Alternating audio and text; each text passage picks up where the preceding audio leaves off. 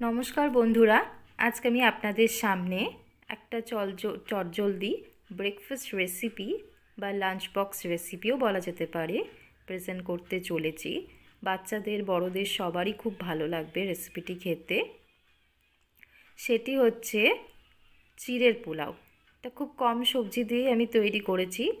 এটা আপনারাও বাড়িতে ট্রাই করতে পারেন, খুব ভালো লাগবে আশা করি, বাচ্চাদেরও খুব ভালো লাগবে। রেসিপিটি খুব চটজলদি হয়েও যাবে।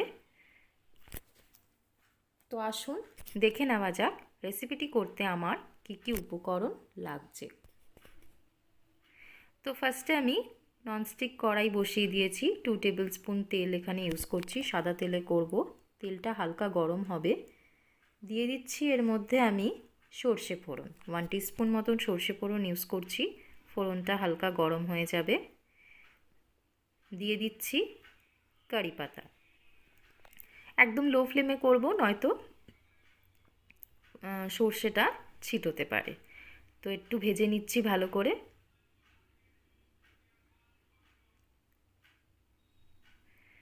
তো যাই হোক, ভাজা হয়ে গেছে। এবার আমি এর মধ্যে কিছু ড্রাই ফ্রুটস ইউজ করছি, যেমন এর মধ্যে আমি দিচ্ছি কিশমিশ আর বাদাম।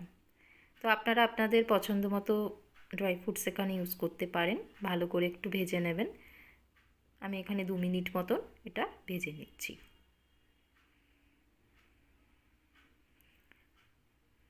এবার এর মধ্যে আমি অ্যাড করে দেবো একটা ছোট সাইজের পেঁয়াজ কুচোনো, দিয়ে 2 মিনিটের মতন লো ফ্লেমে পেঁয়াজটাকে একসাথে ভেজে নেব। এবার এর মধ্যে আমি অ্যাড করে দিচ্ছি কিছু সবজির মধ্যে আমি নিয়েছি বিনস আর গাজর, দিয়ে এটাকে ভালো করে আমি ভেজে নেব 2 মিনিট মতন। আপনারা আপনাদের পছন্দ মতো সবজি ইউজ করবেন। দিয়ে দিচ্ছি নারকেল কুচি দিলে স্বাদটা আরও বাড়বে। তো এটাকেও একসাথে আমি ভেজে নিচ্ছি। খুব হালকা আছে ভাজতে হবে জিনিসটা।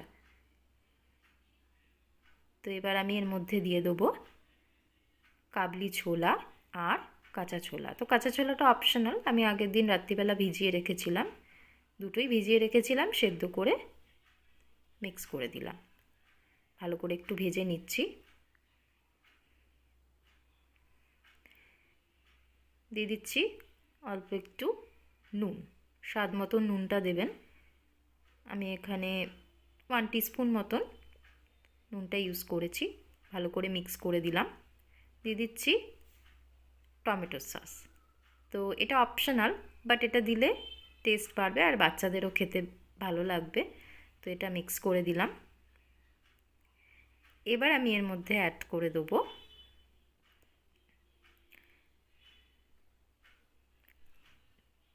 একটু জিরে গুঁড়ো,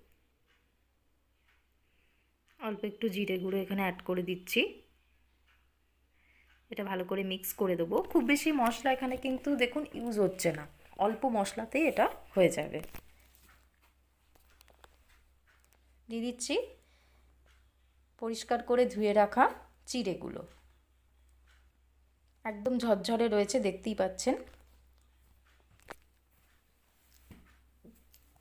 ভালো করে মিক্স করে দিচ্ছি।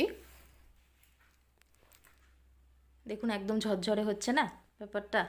তো ভালো করে এটা মিক্স করে দিলাম এবং দেখতেও কি সুন্দর লাগছে। ভালো করে মিক্স করে দিচ্ছি। এটা রান্নাটা অলমোস্ট কমপ্লিট হয়েই গেছে।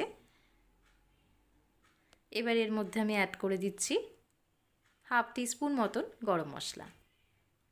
গরম মশলা দিলে টেস্টটা আরও বেড়ে যাবে। মিক্স করে দিলাম, দেখুন একদম ঝরঝরে, তাই না? তো দেখতেও খুব সুন্দর লাগছে।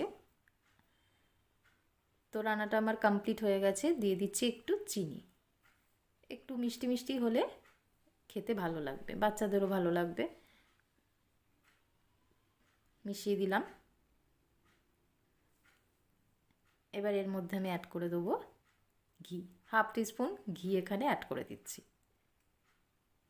দিয়ে ভালো করে এটা মিক্স করে দিচ্ছি।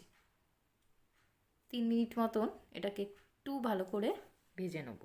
ঘিটা পড়েছে যাতে ঘিটা সব জায়গায় স্প্রেড হয়ে যায়। দিয়ে এটা আমি ঢেকে দিচ্ছি। 5 মিনিটের জন্য ঢেকে রেখে দেবো। তো রান্নাটা আমার কমপ্লিট। আমি এটা একটা সার্ভিং প্লেটে সার্ভ করে নিয়েছি। তো বাড়িতে এটা আপনারা অবশ্যই ট্রাই করবেন লাঞ্চ বক্সে ব্রেকফাস্টের রেসিপি হিসেবে অবশ্যই করবেন এবং আমাকে কমেন্ট বক্সে লিখে জানাবেন যে রেসিপিটি কেমন লাগলো। যদি ভালো লেগে থাকে চ্যানেলটিকে অবশ্যই একটা লাইক শেয়ার সাবস্ক্রাইব করতে ভুলবেন না। উপর থেকে আমি একটু ঝুরি ভাজা ছড়িয়ে দিচ্ছি যাতে খেতে আরও দারুণ লাগে। দেখুন কি সুন্দর দেখতে লাগছে, তাই না? তো অবশ্যই ট্রাই করুন আর আমাকে কমেন্ট বক্সে লিখে জানান রেসিপিটি আপনাদের কেমন লাগলো। আরও নিত্য নতুন রেসিপি পেতে পাশে থাকা বেল আইকনটি প্রেস করে দেবেন। আর বেল আইকনের পাশে একটা অল অপশান আছে, সেটা ক্লিক করে দেবেন যাতে যখনই কোনো নতুন রেসিপি আমি আপলোড করি আপনাদের কাছে নোটিফিকেশান পৌঁছে যায়। তো আজকের মতো এই পর্যন্তই। ধন্যবাদ।